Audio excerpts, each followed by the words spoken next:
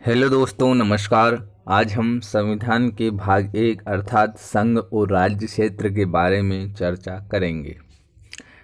अनुच्छेद 1 से 4 तक वर्णित किया गया है। भाग 1 को अनुच्छेद 1 भारत अर्थात इंडिया राज्यों का संघ होगा।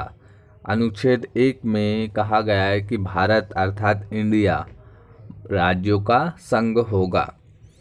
राज्य और उनके राज्य क्षेत्र वे होंगे जो पहली अनुसूची में विनिष्ट है। भारत के राज्य क्षेत्र में राज्यों के राज्य क्षेत्र पहली अनुसूची में विनिर्दिष्ट है।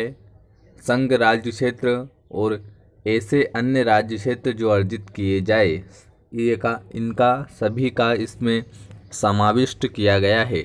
तो आपको दोस्तों याद रखना है कि अनुच्छेद 1 कहता है कि भारत अर्थात इंडिया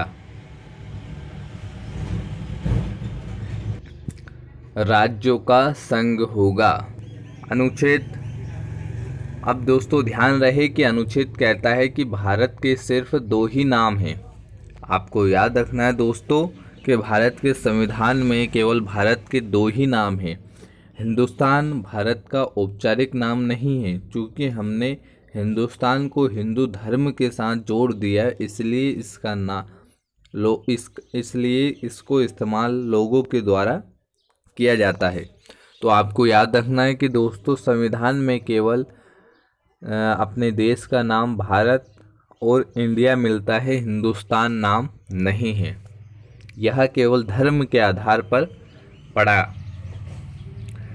राज्यों का संघ संविधान में भारत के प्रभुत्व संपन्न लोकतांत्रिक गणराज्य को अनुच्छेद 1 में राज्यों का संघ घोषित किया गया है।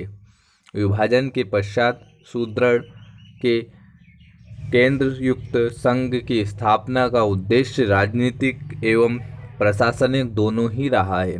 फिर भी संविधान को पूर्ण रूपेण संघात्मक नहीं बनाया गया।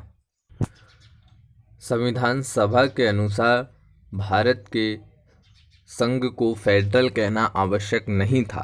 संविधान का प्रारूप प्रस्तुत करते हुए प्रारूप समिति के अध्यक्ष डॉक्टर B.R. अम्बेडकर ने कहा, यद्यपि यह संविधान संरचना की दृष्टि से फेडरल हो सकता है, किंतु कुछ निश्चित उद्देश्य से समिति ने इसे संघ अर्थात यूनियन कहा। तो दोस्तों आप याद रखिए कि डॉक्टर B.R. अम्बेडकर ने देश को पूर्णतः फेडरल ना कहकर अर्थात उन्होंने कहा कि इसकी संरचना की दृष्टि से ये फेडरल हो सकता है, किंतु यह निश्चित उद्देश्यों की दृष्टि से यह यूनियन है। अनुच्छेद 2 किसी अन्य देश से जीते या अधिकृत किए राज्यों का प्रवेश अर्थात किसी देश से हमने यदि किसी भूमि या किसी अन्य राज्य को अपने में शामिल कर लिया है तो उसका वर्णन अनुच्छेद 2 में है। संसद विधि द्वारा ऐसे निबंधों और शर्तों पर जो वह ठीक समझे संघ में नए राज्यों का प्रवेश या उनकी स्थापना कर सकेगी। संसद विधि द्वारा ऐसे निबंधनों और शर्तों पर यह कार्य किया जाएगा। अर्थात दोस्तों आपको याद रखना है कि अनुच्छेद 2 में नए राज्यों की स्थापना और उनका समावेश संसद द्वारा किया जाएगा। अनुच्छेद 3 वर्तमान राज्यों के क्षेत्र सीमाओं या नामों में परिवर्तन अर्थात अनुच्छेद 3 यह कहता है कि राज्यों वर्तमान जो राज्य है उनकी सीमाओं या नाम में परिवर्तन संसद द्वारा किया जा सकता है। संसद विधि द्वारा किसी राज्य में से उसका राज्य क्षेत्र अलग करके अथवा 2 या 2 से अधिक राज्यों को या राज्यों के भागों को मिलाकर अथवा किसी राज्य क्षेत्र को किसी राज्य के भाग के साथ मिलाकर नए राज्य का निर्माण किया जा सकता है। किसी राज्य का क्षेत्र बढ़ा सकती है संसद द्वारा, किसी राज्य क्षेत्र घटा सकती है, किसी राज्य की सीमाओं में परिवर्तन कर सकेगी, किसी राज्य के नाम में परिवर्तन कर सकेगी। तो आपको याद रखना है कि दोस्तों अनुच्छेद 3 कहता है कि वर्तमान राज्य के सीमाओं या नामों में परिवर्तन किया जा सकता है। किसी राज्य को दो भागों में विभाजित किया जा सकता है या किसी राज्य में अन्य किसी राज्य को मिलाकर एक विस्तृत बड़ा राज्य बनाया जा सकता है। तो यह अनुच्छेद 3 में वर्णित किया गया है। परंतु इस प्रयोजन के लिए कोई विधेयक राष्ट्रपति की सिफारिश के बिना और जहां विधेयक में अंतर्विष्ट प्रस्तावना का प्रभाव राज्यों में से किसी के क्षेत्र सीमाओं या नाम पर पड़ता है, वहां जब तक उस राज्य के विधानमंडल द्वारा उस पर अपने विचार ऐसी अवधि के भीतर जो निर्देश में विनिष्ट किए जाए, ऐसी अतिरिक्त अवधि के भीतर जो राष्ट्रपति द्वारा अनुज्ञात की जाए, प्रकट किए जाने के लिए वह विधेयक राष्ट्रपति द्वारा उसे निर्देशित नहीं दिया गया है और इस प्रकार विनिष्ट या अनुज्ञात अवधि समाप्त नहीं हो गई है, संसद के किसी सदन में पुनर्स्थापित नहीं किया जाएगा। अर्थात आपको दोस्तों इसमें याद रखना है कि राष्ट्रपति के अनुशंसा और विधानमंडल की अनुशंसा द्वारा इसमें वहाँ पर किसी राज्य की सीमाओं या नाम में परिवर्तन संसद द्वारा दिए गए मतों के आधार पर किया जाता है। अब आते हैं दोस्तों अनुच्छेद 4। पहली अनुसूची और चौथी अनुसूचियों के संशोधन तथा अनुपूरक और परिणामिक विषयों का उपबंध करने के लिए अनुच्छेद 2 और अनुच्छेद 3 के अधीन बनाई गई विधियाँ है।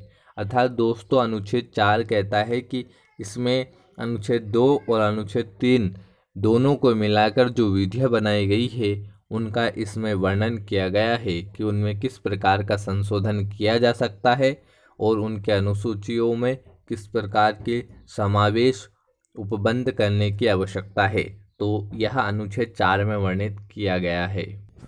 तो दोस्तों आज हमने भाग 1 के बारे में चर्चा की जो आर्टिकल 1 से 4 तक था। मैं आपको कुछ शब्दों के बारे में और बताना चाहूँगा। जैसे बहुत लोग कंफ्यूज होते हैं कि पंथ निरपेक्ष का मतलब क्या होता है। तो दोस्तों पंथ निरपेक्ष का मतलब और धर्म निरपेक्ष का मतलब देखिए कि धर्म निरपेक्ष का अर्थ होता है सरकार धर्म से दूरी बनाकर रखेगी, जबकि पंथ निरपेक्ष का अर्थ होता है सरकार किसी भी धर्म से भेदभाव नहीं करेगी। तो आपको यह बेसिक डिफरेंट याद होना चाहिए जो अधिकतर लोगों को नहीं मालूम रहता है, जो पूरा संविधान पढ़ लेते हैं लेकिन उनको इस प्रकार के छोटे छोटे शब्दों का अर्थ नहीं मालूम रहता है। इसलिए भारत एक पंथ निरपेक्ष देश है क्योंकि राज्य का अपना कोई धर्म नहीं होता या देश का अपना कोई धर्म नहीं होता। अब एक और शब्द है दोस्तों संप्रभुता। जब कोई सरकार अपने आंतरिक तथा बाह्य मामले स्वयं ले तो उसे संप्रभुत्व सरकार कहते हैं। संप्रभुत्व सरकार पर किसी का नियंत्रण नहीं रहता। तो आपको याद रखना है कि दोस्तों कोई जो सरकार है वह अपने आंतरिक और बाह्य मामले स्वयं ले लेती है तो उसे संप्रभुत्व सरकार कहते हैं। भारत की संप्रभुत्व या संप्रभुता संसद के पास है। और आपको एक छोटा शब्द और है डोमिनियन अर्थात स्वायत्त या ऑटोनोमस। तो वैसा क्षेत्र जो किसी देश के अधीन हो किंतु उसे आंशिक संप्रभुता प्राप्त हो उसे स्वायत्त कहा जाता है या डोमिनियन कहा जाता है। जैसे चीन का तिब्बत, भारत का जम्मू कश्मीर जो पहले था वर्तमान में नहीं है। तो दोस्तों ये बेसिक डिफरेंट थे कुछ शब्दों के जो आपको याद होना चाहिए। कल हम भाग 2 के बारे में चर्चा करेंगे और आपने इस वीडियो को पूरा देखा दोस्तों, बहुत बहुत धन्यवाद आपका। आपसे एक निवेदन है कि आप इस चैनल को अपने सारे फ्रेंड्स के साथ शेयर कीजिए ताकि वो भी ये अपना अध्यापन जारी कर सके और जारी रख सके और विभिन्न एग्ज़ाम की तैयारी में पूछे जाने वाले बेसिक जो कि बुनियादी ढांचा कह सकते हैं एक तरीके से वो सही कर सके, क्योंकि अधिकतर एग्ज़ामों में आजकल ऊपर ऊपर नहीं पूछा जाता, विस्तृत पूछा जाता है और वहीं से क्वेश्चन निकाले जाते हैं, तो आपको पूरा पढ़ना अनिवार्य रहता है। मेरा मकसद है कि मैं आपको मेरा 100% दे सकूं और पूरा पढ़ा सकूं, है ना दोस्तों। बहुत बहुत धन्यवाद, आपने इस वीडियो को देखा। लाइक शेयर कमेंट करिए। थैंक यू दोस्तों।